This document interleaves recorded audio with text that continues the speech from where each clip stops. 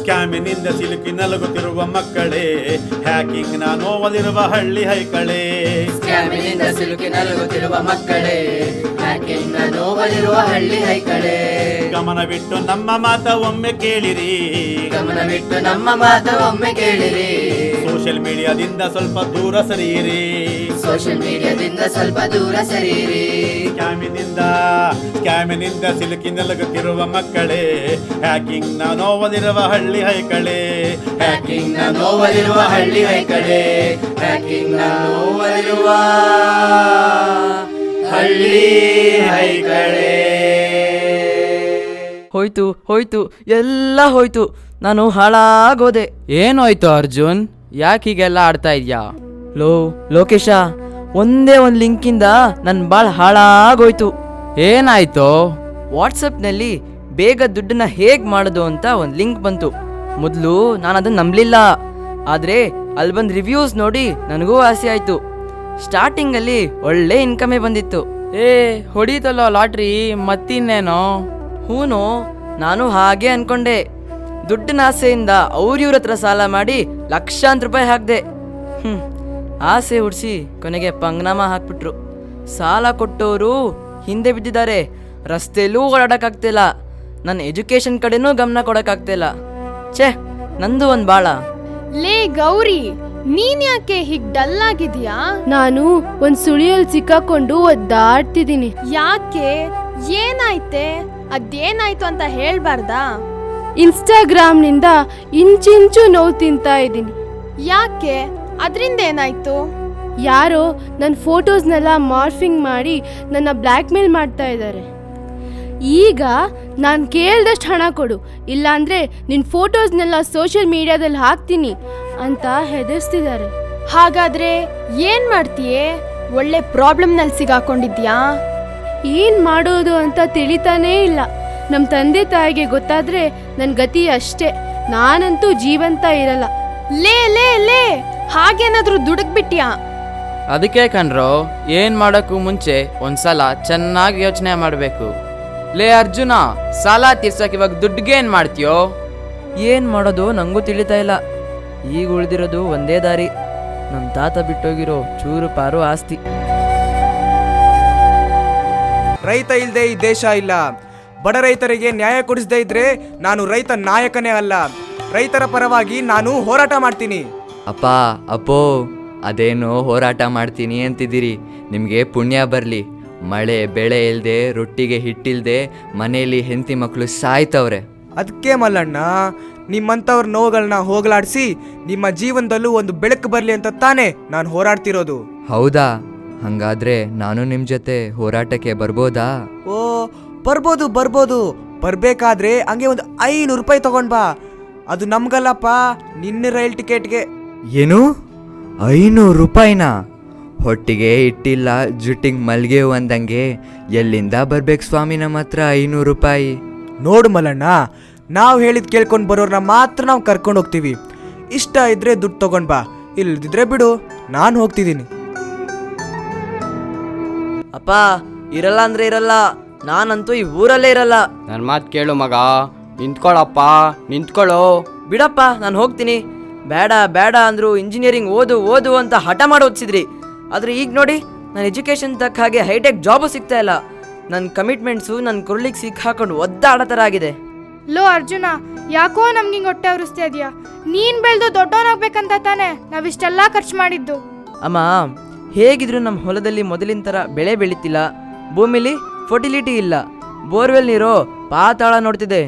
ಇನ್ನು ಮುಂದೆ ಈ ಹೊಲ ನಂಬ್ಕೊಂಡು ಕೂರೋಕ್ಕಿಂತ ಇರೋ ಜಮೀನನ್ನು ಸೈಟ್ ಮಾಡಿ ಮಾರಿದ್ರೆ?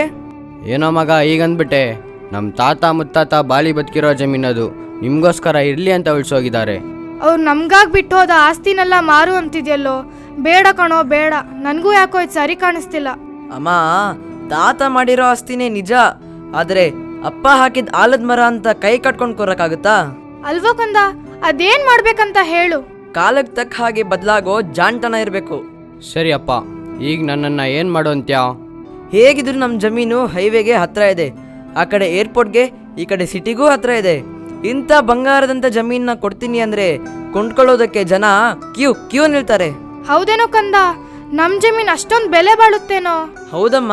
ಥೋ, ಇಷ್ಟು ದಿನ ಈ ಯೋಚನೆ ನನಗೆ ಒಳಿಲೇ ಇಲ್ಲ ನೋಡು. ನಿಮ್ಗೆಲ್ ಬರ್ಬೇಕಿಂತ ಐಡಿಯಾ? ಅವನು ನನ್ ಮಗ.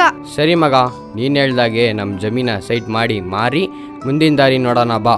ಅರ್ಜುನಪ್ಪ, ನನ್ನ ಭೂಮಿನೂ ಮಾರಿದ್ರೆ ನಮಗೂ ಲಾಭ ಬರ್ತದಾ? ಹೌದು ಮಲ್ಲಣ್ಣ, ಡೆಫಿನೆಟ್ಲಿ. ನೀವೇನೋ ಹೊಸ ದಾರಿ ಕಂಡ್ಕೊಂಡಿದ್ರಲ್ಲ, ಅದು ನನಗೂ ಹೊಸಿ ಹೇಳಿ ಸಹಾಯ ಮಾಡಿ ಸ್ವಾಮಿ. ನೋಡು ಮಲ್ಲಣ್ಣ, ಜಮೀನ ಕೊಂಡ್ಕೊಳ್ಳೋರಿಗೆ ಹೇಗಂದ್ರೆ ಹೆಂಗೆ ತೋರ್ಸೋಕ್ಕಾಗಲ್ಲ. ಭೂಮಿನ ಯೋಗ್ಯ ಅನ್ನೋ ಥರ ರೆಡಿ ಮಾಡಿಸ್ಬೇಕು. ಇದಕ್ಕೆಲ್ಲ ತುಂಬ ಹಣ ಖರ್ಚಾಗುತ್ತೆ. ಏನು, ನಮ್ಮ ಭೂಮಿನ ನಾವು ಮಾರ್ಬೇಕಂದ್ರೆ ನಾವೇ ಖರ್ಚು ಮಾಡಬೇಕಾ? ಹ್ಞೂ, ಮತ್ತೆ ಕುರಿ ಕೊಬ್ಬಿದ್ರೆ ತಾನೇ ಜನ ತಗೊಳ್ಳೋದು. ನಡಿ ಮಗ, ನಾವು ಹೋಗೋಣ. ಬನ್ನಿ ಬುದ್ಧಿ, ಬನ್ನಿ ಬನ್ನಿ. ಓಹೋಹೋ, ಏನ್ ಮಲ್ಲಣ್ಣ, ನೀನು ಸಾಮಾನ್ಯದವನಲ್ಲ ಬಿಡು. ಅದೃಷ್ಟ ದೇವತೆನೇ ನಿನ್ನ ಮನೆ ಬಾಗಿಲ ಹತ್ರ ಬಂದಿದೆ ಅಂದರೆ ಏನು ಯೋಗ ಅಂತೀನಿ. ಹಾಂ ಬುದ್ಧಿ, ಇವನ್ನೇ ಮಲ್ಲಣ್ಣ ಅಂದರೆ. ಬೋ ಒಳ್ಳೆ ಮನುಷ್ಯ. ನಮಸ್ಕಾರ ಮಾಡೋ ಮಾಡೋ.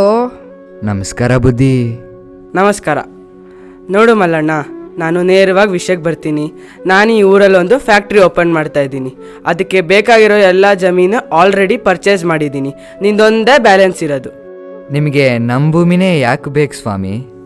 ನೋಡಯ್ಯ, ನಿನ್ನ ಜಮೀನು ನನ್ನ ಫ್ಯಾಕ್ಟ್ರಿಗೆ ಹೇಳಿ ಮಾಡಿಸ್ದಂಗಿದೆ.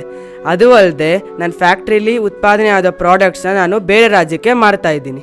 ಇಲ್ಲಿ ತಯಾರು ಮಾಡಿ ಬೇರೆ ರಾಜ್ಯಕ್ಕೆ ಕಳ್ಸಕ್ಕೆ ನಾವ್ಯಾಕೆ ಸ್ವಾಮಿ ನಮ್ಮೂರನ್ನ ಬಲಿ ಕೊಡಬೇಕು? ಅಲ್ಲಯ್ಯ, ಇಲ್ಲಿ ಏನು ಬೆಳೆದು ಎಷ್ಟು ಸಂಪಾದನೆ ಮಾಡ್ತೀಯ? ಅದೇ ನಿನ್ನ ಜಮೀನ ನಮ್ಮ ಯಜಮಾನ್ರು ಕೊಟ್ಟರೆ ನಿನ್ನ ಮಕ್ಕಳಿಗೆ ಕೆಲಸ ಮತ್ತು ಕೈ ತುಂಬ ಸಂಬಳ ಕೊಡ್ತಾರೆ. ಮಾಡಕ್ಕೆ ಕೆಲಸ, ಕೈ ತುಂಬ ಕಾಸು. ಬೋ ಚೆನ್ನಾಗಿದೆ ಸ್ವಾಮಿ ನೀವು ಹೇಳ್ತಿರೋದು. ರಟ್ಟೆ ಬಗ್ಸಿ ಬೆವರು ಸುರಿಸಿ ಹೊಲ ಹುತ್ತರೆ ಈ ಭೂಮಿ ತಾಯಿನೇ ಹೊಟ್ಟೆ ತುಂಬ ಅನ್ನ, ಕೈ ತುಂಬ ಕಾಸು ಎರಡೂ ಕೊಡ್ತಾಳೆ. ಇಂಥದ್ರಲ್ಲಿ ನಮ್ಮ ಭೂಮಿನ ನಿಮಗೆ ಕೊಟ್ಟು ನಿಮ್ಮ ಹತ್ರ ನಾವು ಜೀತಕ್ಕಿರ್ಬೇಕಾ? ಅನ್ನ ಕೊಡೋ ಭೂಮಿ ತಾಯಿನ ಮಾರ್ಕೊಳ್ಳೋದು ಒಂದೇ, ಹೆತ್ತವನೆದೆಗೆ ಚುರಿ ಹಾಕೋದು ಒಂದೇ. ಏನೋ ಬಾಬು ಇದು? ಹಳ್ಳಿ ಜನ ಇವ್ರಿಗೆ ಗೊತ್ತಾಗಲ್ಲ. ಮಲ್ಲಣ್ಣ, ಮೂರ್ಖನಂಗೆ ಮಾತಾಡಬೇಡ. ಅದೃಷ್ಟ ಲಕ್ಷ್ಮಿನೇ ನಿನ್ನ ಮನೆ ಬಾಗಿಲಿಗೆ ಬಂದು ಕೂತ್ಕೊತೀನಿ ಅಂತಿದ್ರೆ ನೀನು ತಾಯಿ ತಾಯಿ ಅಂತ ಹೊಡ್ಕೊಳ್ತಿದ್ದೀಯಲ್ಲಯ್ಯ. ಯೋ ಬಾಬಣ್ಣ, ಅವ್ರು ಕೊಡೋ ಕಮಿಷನ್ ಆಸೆಗೆ ಉಂಡ್ ಮನೆಗೆ ಎಲ್ಡ್ ಬಗೆಯೋ ಗುಳ್ಳೆನರಿ ನೀನು. ನನಗೆ ಉಪದೇಶ ಮಾಡಕ್ಕೆ ಬರ್ತೀಯಾ? ಮಲ್ಲಣ್ಣ, ಇನ್ನೊಂದ್ಸತಿ ಯೋಚನೆ ಮಾಡು. ನಿನಗೆ ಬಂದಿರೋ ಒಳ್ಳೆ ಅವಕಾಶನ ಕಳ್ಕೊಂಬೇಡ. ನಮ್ಮೂರಿಗೆ ಬರೋ ಅವಕಾಶ ನಿಮಗೆ ಮಾಡಿಕೊಟ್ಟು ನಮ್ಮೂರನ್ನ ನಾವು ಬಿಡಬೇಕು ಅಲ್ವಾ? ಏನೋ ಪಾಪ ಬಡವ ಅಂತ ನಮ್ಮ ಸಾಹುಕಾರರು ನಿಂಗೆ ಸಹಾಯ ಮಾಡಕ್ಕೆ ಬಂದರೆ ಬೇಡ ಅಂತ್ಯಾ? ಬನ್ನಿ ಸಾಹುಕಾರ, ನಾವು ಹೋಗೋಣ. ನನಗೆ ಬರೋ ಕಮಿಷನ್ಗೂ ಕಲ್ಲಾಗ್ದೆ. ಥೂ. ಯೋ ಮಕ್ಕಳ, ಯಾಕೆ ಹಿಂಗೆ ಸಪ್ಪೆ ಮುಖ ಮಾಡ್ಕೊಂಡು ಹೋಗ್ತಾ ಇದ್ದೀರಾ? ಅಜ್ಜ, ಈ ಮೊಬೈಲಿಂದ ನಾನು ಹಾಳಾದೆ. ನಮ್ಮ ಅಪ್ಪ ಅಮ್ಮಂಗೆ ನನ್ನ ಮುಖ ತೋರ್ಸೋಕ್ಕಾಗಲ್ಲ. ನಾನಂತೂ ಬದುಕಿರಲ್ಲ. ಮಲ್ಲಣ್ಣ, ಓದೋ ಕಡೆ ಗಮನ ಕೊಡದೆ ಈ ಸೋಷಿಯಲ್ ಮೀಡಿಯಾ ಹಿಂದೆ ಬಿದ್ದು ಹಣ, ಆಸ್ತಿ, ಮಾನ ಎಲ್ಲ ಕಳ್ಕೊಂಡೆ. ನಾನಂತೂ ಬದುಕಿರಲ್ಲ. ಅಯ್ಯೋ ಕಂದಮ್ಗಳ, ಓದಿಲ್ದಿರೋ ನಾನೇ ಮೋಸ ಹೋದೆ ಅನ್ಕೊಂಡ್ರೆ ಓದಿರೋ ನೀವೂ ಮೋಸ ಹೋಗಿದ್ದೀರಾ? ತಾಯಿ, ನಾವು ಇಲ್ಲಿ ನ್ಯಾಯವಾಗಿ ಬದುಕಿರೋದೇ ತಪ್ಪ. ನಾನು ಅವ್ರ ದಾರಿ ನಡೀತೀನಿ. ನಿಲ್ಲು ನಿಲ್ಲು ನಿಲ್ಲು. ಸಾಯಬೇಕಿರುವುದು ನೀನಲ್ಲ ನೀನಲ್ಲ ನೀನಲ್ಲ. ಯಾರದು? ನಾನು ಭೂಮಿ ಭೂಮಿ ಭೂಮಿ. ಎದ್ದೇಳಿ ಮಕ್ಕಳೇ, ಎದ್ದೇಳಿ. ಸಾಯಬೇಕಾಗಿರುವುದು ದೇಶಕ್ಕೆ ಅನ್ನ ನೀಡುವ ನೀನಲ್ಲ. ಸ್ಕ್ಯಾಮ್, ಹ್ಯಾಕಿಂಗ್, ಫೋಟೋ ಮಾರ್ಫಿಂಗ್ನಿಂದ ಹಾಳಾದ ನೀವು ಅಲ್ಲ. ನಾಶವಾಗಬೇಕಿರುವುದು ಈ ಕೊಳಕು ವ್ಯವಸ್ಥೆ, ಯುವ ಪೀಳಿಗೆಯನ್ನು ಹಾಳು ಮಾಡುತ್ತಿರುವ ಸೋಷಿಯಲ್ ಮೀಡಿಯಾಗಳು. ನೀವು ನಿಮ್ಮ ಕೆಲಸದ ಕಡೆ ಗಮನ ಕೊಡಿ. ರೈತ ಭೂಮಿಯಿಂದ ಬೆಳೆ ತೆಗೆದು ಅನ್ನ ನೀಡಲಿ. ನೀವು ನಿಮ್ಮ ವಿದ್ಯಾಭ್ಯಾಸದ ಕಡೆ ಗಮನ ಕೊಟ್ಟು ಈ ಸಮಾಜಕ್ಕೆ ಮಾದರಿಯಾಗಿ ಬಾಳಿರಿ ಬಾಳಿರಿ ಬಾಳಿರಿ.